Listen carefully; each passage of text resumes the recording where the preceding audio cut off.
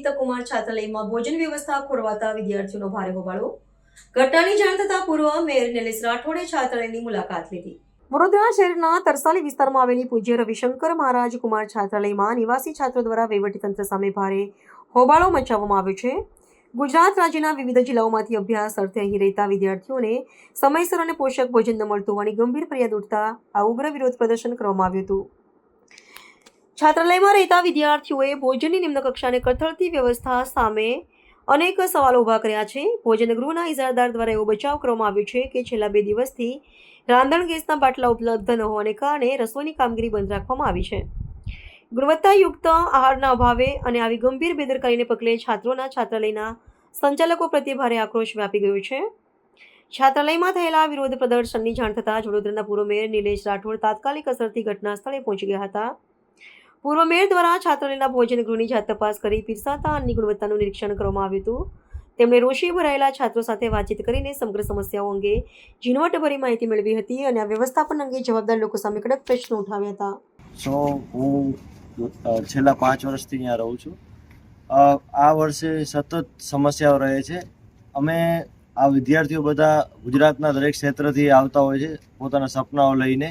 વડોદરા જેવા મહાનગરમાં MS university, Parul યુનિવર્સિટીમાં અભ્યાસ કરે છે અને મૂળભૂત જે પ્રાથમિક જે અમારી સુવિધાઓ છે એ જ ક્યાંક ને ક્યાંક પૂરી નથી થતી. જેમ કે જમવાનું રહ્યું, સિક્યુરિટી રહીથી લઈને મેનેજમેન્ટ, સફાઈ લઈ, જમવામાં એકદમ કોઈ જાતનું હાઇજીન મેન્ટેન થતું નથી. જમવાની ક્વોલિટી સતત બહુ ખરાબ હોય છે અને છોકરાઓને ક્યાંક ને ક્યાંક બહાર જ જમવું પડે છે. અહીંયા જમવા લાયક જમવાનું હોતું નથી. બીજું જોવા જઈએ તો શિયાળામાં ગરમ પાણી મળતું નથી થી લઈને ઘણી બધી સમસ્યાઓ આ હોસ્ટેલમાં રહી છે. મેનેજમેન્ટ ક્યાંક ને ક્યાંક જ્યારે સરકાર આટલો બધો ખર્ચો કરતી હોય છે, આ બધા વિદ્યાર્થીઓ મેરિટ થ્રુ આવ્યા છે, એમના પાછળ આટલો બધો ખર્ચો સરકારનો થતો હોય છે, તે છતાં અધિકારીઓ અને કોન્ટ્રાક્ટરના બાપે જે અમને વંચિત રહીએ છીએ સુવિધા છે, એના થકી આજે અમે મીડિયાને જાણ કરી હતી અને અમારી વારે અહીંયાના લોકલ નેતા નિલેશભાઈ રાઠોડ અમારી સાથે આવ્યા છે. ગુજરાત ગવર્મેન્ટ દ્વારા ST, SC અને OBC વર્ગના જે વિદ્યાર્થીઓ છે એમના માટે એમને અહીં રહી અને શહેરમાં ગામડેથી લોકો આવીને શહેરમાં સારી રીતે ભણી શકે, એજ્યુકેશન લઈ શકે એના માટેની આ એક હોસ્ટેલ, સરસ હોસ્ટેલ ગવર્મેન્ટે બનાવી હતી.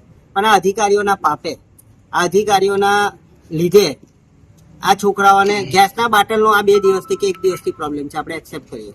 અને જો ગેસના બાટલાનો પ્રોબ્લેમ હોય તો અત્યારના મારા આવ્યા પછી લોકો જમવાનું કેમ બનાવવા બેઠા? અત્યારના 1 વાગ્યો, 12:30, 1 વાગે આ લોકોને હજી જમવાનું આપ્યું નથી. કોઈ જ જાતની ફેસિલિટી નથી. એ લોકોના જે ગાદલા, ચાદર, ઓશિકા આજે કેટલા ટાઈમથી એ લોકોને આપ્યા નતા. મેં જાતે આવીને રૂમ ખોલાવીને છોકરાઓને કીધું કે ભાઈ આપો, આ તમારા ઘરે લઈ જવાના છે.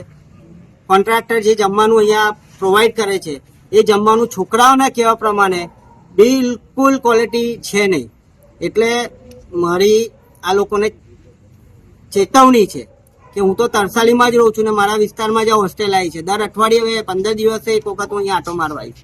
અને જે કંઈ બી અત્યાર સુધીનું થયું છે એની તમામ રજૂઆત હું અમારા શહેરના જે મંત્રી છે મનીષાબેન વકીલ, એમને ચોક્કસ આ છોકરાઓને લઈને જઈને કહીશ કે ગવર્મેન્ટ જ્યારે આટલી ફેસિલિટી આપતી હોય, આટલા રૂપિયા ખર્ચતી હોય છોકરાઓને ભણાવવા માટે, છોકરાઓને રહેવા માટે, તો અધિકારીઓ અને કોન્ટ્રાક્ટરના પાપે જે આ છોકરાઓએ ભોગવવું પડ્યું છે એની રજૂઆત 100% કરવામાં આવશે.